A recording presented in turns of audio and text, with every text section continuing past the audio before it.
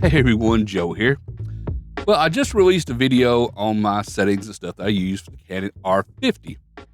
However, for the keen-eyed of you may have noticed, I recommend turning the HDR PQ on for photos. However, I didn't even mention it for the video, and there's a reason for that. I actually did record the video telling you to turn it on, but I failed to mention in the video that you need to be editing your video later in something like DaVinci Resolve, Premiere Pro, or Final Cut. And I did. So I ended up cutting that part out. So this video is kind of to amend to that video. And I want to explain to you the HDR PQ here. Now, for photos like either RAW or JPEGs, I recommend turning the HDR PQ on. And because even if you're just using JPEGs, you bring your photos onto your desktop, look at them. Almost every photo editor app, it comes free on your desktop these days, can let you adjust the contrast. So if the file looks too flat, just bring the contrast up till it looks more perkier for you, and you're good to go. You don't need any special editor for it. But when it comes to video though, for example, if you record HDR PQ video, your desktop app, at least in Windows, here the Windows Movie Player, whatever they call it these days, it comes default to Windows 11. Nope, will not play the file whatsoever. It'll tell you it's invalid codec format. Now, you're probably thinking, what about VLC Media Player? VLC, supports a lot of formats. Even VLC will not play the file. It'll try to, but it'll crash and just hang up. So yeah, it won't even play it in VLC Media Player.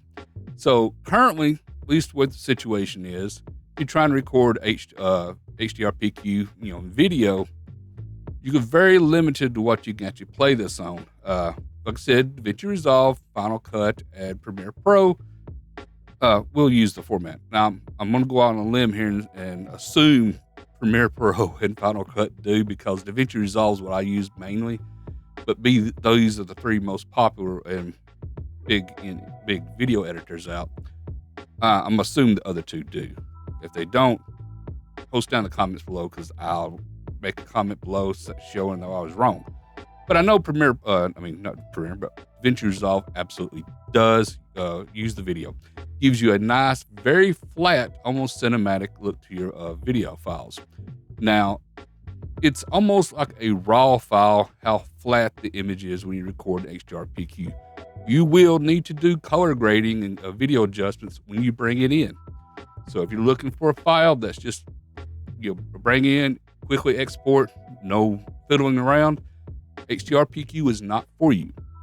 However, if you're wanting to do very cinematic movies and editing and stuff, maybe you want something look really, really good, you're recording that wedding, you're going to bring it in, be doing a lot of color grading to make it look really nice in the end, HDR PQ is the way to go.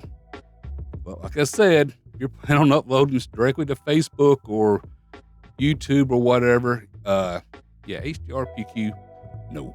But if you, like I said, are going to be editing later, HDR PQ, yes. So, thought I'd clarify that in case anybody's wondering, because, I did get the video out, got done with it and everything, and I was like, kind of missed a key important bit of information right there, so I thought I'd add that in.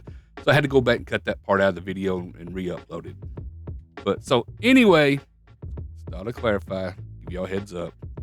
So if you're going to be, using HDR PQ, make sure you will be editing the video later.